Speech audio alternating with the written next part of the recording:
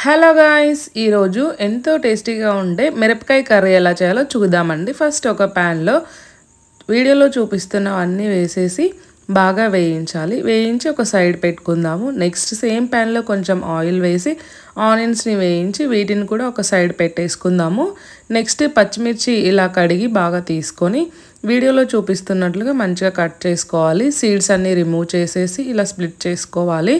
ఇలా అన్నీ అయిపోయిన తర్వాత ఇందాక వేయించి పెట్టుకున్నవి కొంచెం చల్లారిన తర్వాత ఇలా మిక్సీ పట్టుకొని ఒక సైడ్ పెట్టుకుందాం ఈ పేస్ట్ని. నెక్స్ట్ ఒక ప్యాన్లో ఆయిల్ వేసేసి ఈ సీడ్స్ తీసిన పచ్చిమిర్చిని వేయించి ఒక సైడ్ పెట్టేసుకుందాము. ఇంకో ప్యాన్లో కాస్త ఆయిల్ వేసేసి పోపు దినుసులు అన్నీ వేసి వేగిన తర్వాత ఈ పేస్ట్ని ఇందులో వేసి బాగా వేయించాలి. వాటితో పాటు ఈ పచ్చిమిర్చిని, పసుపు, కారం, గరం మసాలా, తగినంత సాల్ట్, అవసరమైతే కొన్ని వాటర్ వేసేసి బాగా